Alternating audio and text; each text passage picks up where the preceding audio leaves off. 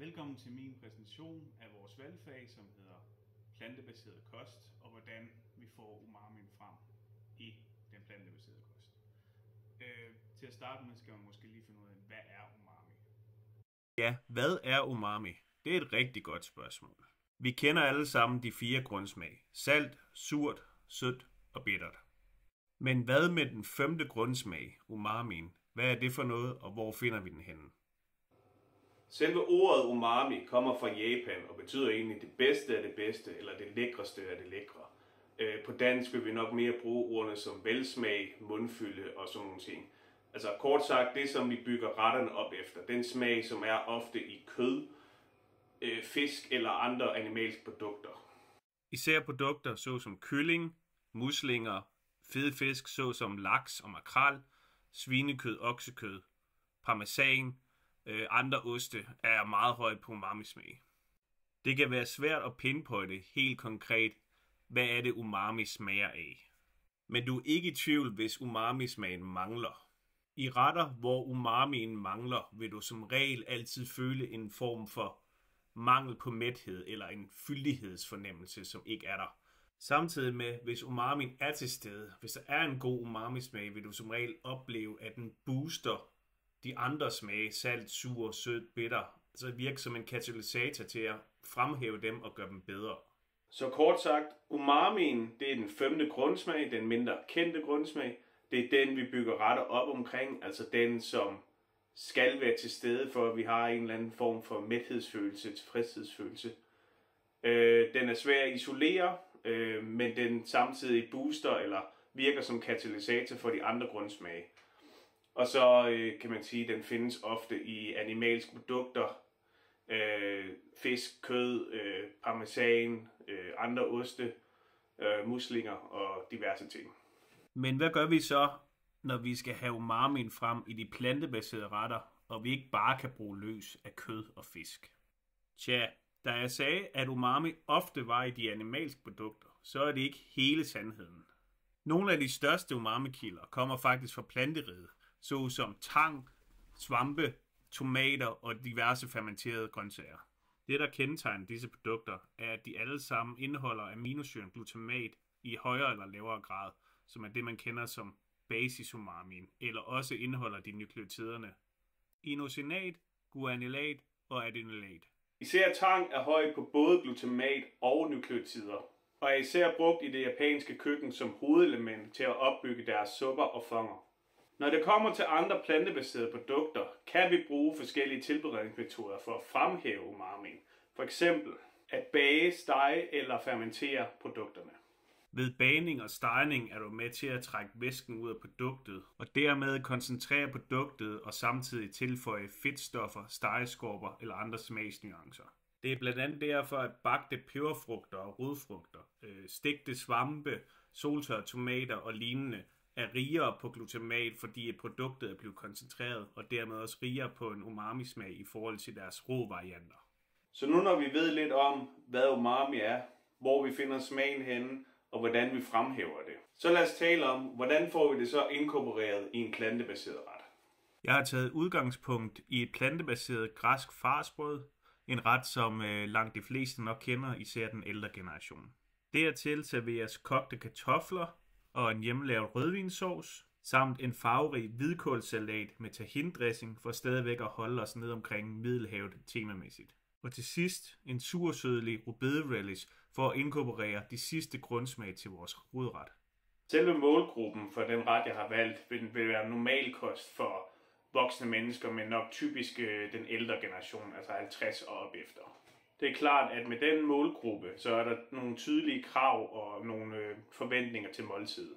Maden skal i den grad være genkendelig, både i smag, lugt, mundfølelse og nogle komponenter, som de er trygge ved. Altså såsom de kogte kartofler eller en brun sovs, som de er vant til. Samtidig med, at det græske farsbrød vil være noget, de kender. Godt nok plantebaseret, men de kender farsbrødet.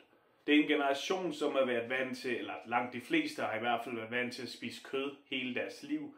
Så derfor er det vigtigt, at vi booster, vi giver den ordentlige skud på umami-smagen, når vi laver noget, som er 100% eller delvist 100% plantebaseret. Samtidig er det selvfølgelig helt vigtigt, at smagene er noget, de kender, og konsistenserne er noget, de kan både tygge.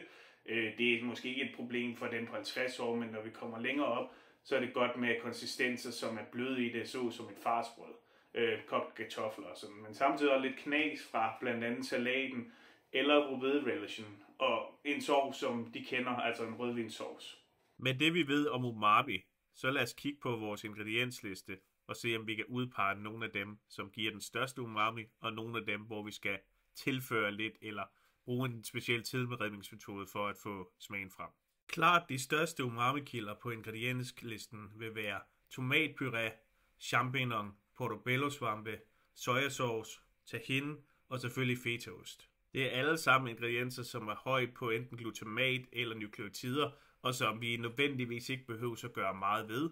Men i og med, at svampene selvfølgelig bliver stegt, og tomatpureen også bliver varmet op sammen med de andre ingredienser til farsbrødet, så giver det yderligere en større fyldighed, end hvis de bare var rå. Hvis vi så kigger på de ingredienser, som har knap så højt et indhold af umami, altså de ingredienser, hvor vi skal ind og aktivt tilberede dem på en bestemt måde for at få umami-smagen frem, så er det gulerødder, løg, hvidløg, rødbede, knoldselleri, kartofler og mandler, hvor man kan sige, at langt de fleste af dem bliver stegt eller bagt som knoldsellerien i ovnen for at få umamien frem, og så derefter stegt, indtil det kommer i farsbrødet. Så nu når vi har identificeret både vores små og store umami-kilder, så lad os se på, hvordan laver vi så den her ret, og hvilke tilberedningsmetoder er der brugt for at fremhæve umami. Ja, nu har jeg vist også ævlet om umami længe nok, så lad os se at komme i gang med retten. Til at starte med vil jeg koge en rødbede, nogle pinsobønner og linser, så de er klar til senere brug. I og med rødbede-relishen skal være kold, når den serveres, så vil det være det første ting at gå i gang med. Imens vores rødbede koger, den skal nemlig være meget mør, så den er til at skære ud i tern, så kan vi ordne lidt rødløg, lidt æble. Det skal egentlig bare sorteres i en pande sammen med nogle krydderier, noget chili, noget salt, noget peber. Og efter lidt tid, når det har taget lidt farve, skal vi have noget lys sirup i, balsamicoeddike, og lige lade det simre i et par minutter. Når så rødbeden er kogt færdig og skåret i tern, så tilsættes det til gryden, sammen med lidt dijonpeber, og så røres det ellers sammen og puttes på glas, så det er klar til at være koldt, når det skal serveres. Det er selvfølgelig ikke her, vi finder umamien, men tværtimod sur og sød, som er nogle af de ting, vi godt kan mangle i sidste ende, når retten er færdig. Når så vores rødbede-relish er kommet på køl, så lad os gå i gang med vores græske farsbrød. Til det der skal vi bruge nogle grøntsager. Vi skal bruge knoldselleri, løg, hvidløg, gulerødder, champignon og portobello-svampe, som alle sammen skal ordnes og hakkes groft. Farsen bliver blendet enten mini-hakker eller stavblender, gør det ikke så meget, om det bliver groft eller fint hakket. Det eneste vigtige er, at knoldsellerien bliver skåret ud på tern på omkring en centimeter. For den skal nemlig i ovnen, da det kan være lidt svært at få det helt mørkt på en pande, så den skal lige i ovnen med 15 minutter cirka med lidt røget paprika på. Det er selvfølgelig også med til at øge umamien, da vi trækker væsken ud ved at bage det, og samtidig gør den mør, så den kan bruges, når vi skal stege de andre grøntsager i. Når knoldsellerien er færdig, og den er klar til brug i panden, så skal vi have sorteret noget hvidløg og noget løg, så det får en god smag, og så bagefter, når det har fået lidt farve, tilsætter vi de andre grøntsager, altså gulerødder og svampene, knoldsellerien, og lader det sortere lidt i et par minutter med lidt spidskommen, paprika og chili.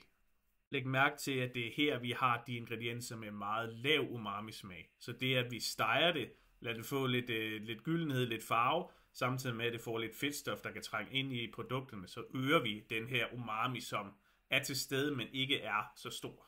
Grøntsagerne så er stegt lidt, og det har fået lidt farve, og væsken er trængt ud af svampene, og man kan se, at der er kommet lidt stegeskåb på, så skal vi have noget rødvin i, som lige skal fordampe, lige trænge dybt ind i grøntsagerne, men så vi lige fordamper alkoholen. Til sidst skal vi lige have noget tomatpuré i, så vi lige bliver brændt af, lige får en lille hurtig stegeskåb, inden vi tager det af plusset, og så skal det blendes. Til det bruger jeg en mini-hakker, hvor jeg tager lidt af farsen, eller hvad man skal sige, grøntsager ned i gryden sammen med nogle af de linser, vi har kogt tidligere, og bare blender til den har en grov konsistens. Det skal ikke være helt fint, men det skal heller ikke være helt grov. Når det hele så er blendet, så er det, du tilføjer fetaen, eventuelt 1-2 æg for at sørge for, at vi er sikre på, at konsistensen skal holde, da der ikke er lige så meget bindemiddel i linserne, som der er i æg. Så alt efter hvor fast den er, så 1 eller 2 æg, samtidig med havregryn eller mel i, til den har en konsistens, du kan lave en frikadelle af, eller i hvert fald forme en frikadelle. Når konsistensen så er, som den skal være, så kommer det i en rødform eller folieform med bagepapir i, så den ikke hænger fast. Og så bare ind i ovnen en time 15 minutter på 175 grader. Mens vores farsbrød er i ovnen, så kan vi klargøre de grøntsager, som skal i salaten. Vi skal have skyllet og finsnittet noget hvidkål, rødkål, en lille smule spinat og en lille smule persille, samt også have skåret nogle rødløg i små budde. Derefter skal vi have rørt vores tahindressing sammen, som består af tahin, lime, vand, soja og ingefær. Der er ikke så meget besvær med det. Det er mest af alt at blande alle ingredienserne sammen, og så lige rive en lille smule ingefær ned i. Vi stiller vores tahindressing til side, fordi den skal først i salaten til allersidst lige en servering, og så kan vi skrælle nogle kartofler, som vi lige skal over og koge med lidt salt. Imens vores farsbrød er i ovnen, og vores kartofler de begynder lige så stille at koge, så kan vi lige så langsomt begynde på den hjemmelavede rødvinsauce. Og her der starter vi lige så stille og roligt med en opbagning med noget smør og mel, vi rører lidt sammen i en gryde, og så langsomt tilsætter både lidt vand og lidt rødvin, indtil den har en ordentlig konsistens. Da vores farsbrød ikke giver noget sky, er vi nødt til at bygge smagen op for andre ting, så jeg bruger noget bouillon, noget kalvebouillon, og så nogle krydderier såsom timian, lidt salt, lidt peber, og så samtidig også noget fløde for at give den fyldighed. Og i og med, at det er en opbagt sauce lavet på både kalvebouillon og krydderier samt rødvin, så er der også rigtig god umami-smag her at finde. Og det er selvfølgelig også med til at smøre maden, eller man skal sige, give en en velsmagende komponent til maden. Når vores farsbrød så er færdigt, så skal det egentlig bare ud og hvile lidt, fordi det kan være lidt svært at skære af det lige når det kommer ud af ovnen, så hvis det lige får lov til at stå lidt, så er det lidt nemmere at skære ud. Så imens farsbrødet står og trækker, så kan vi lige riste nogle mandler, imens vi blander tahindressingen i salaten sammen med pinsebønnerne, hvis det ikke er gjort. Og så kan vi pynte salaten af med nogle ristede mandler og lidt tranbær. Og når farsbrød så er klar til at blive skåret, så er det egentlig bare at servere retten, og lige husk relishen, som gerne skulle være kold nu, og så, ja, velbekomme. Til sidst vil jeg gerne konkludere, at jeg synes, jeg har formået at udføre opgaven rigtig godt. Jeg synes, min måltid passer rigtig godt til målgruppen, dog med nogle enkelte ting, jeg vil ændre i forhold til slutproduktet, såsom mindre tomatpuré i farsbrødet, da det gav en meget tomatagtig smag, hvilket giver god mening, men også lidt syre i den, som den ikke behøver. Og samtidig også mindre rødløgs, både da det var lidt store mundfulde at få ind. Men udover det, synes jeg faktisk, at retten passer godt til målgruppen, kunne også passe til folk i en yngre målgruppe. Så ja, det var min præsentation for vores ret.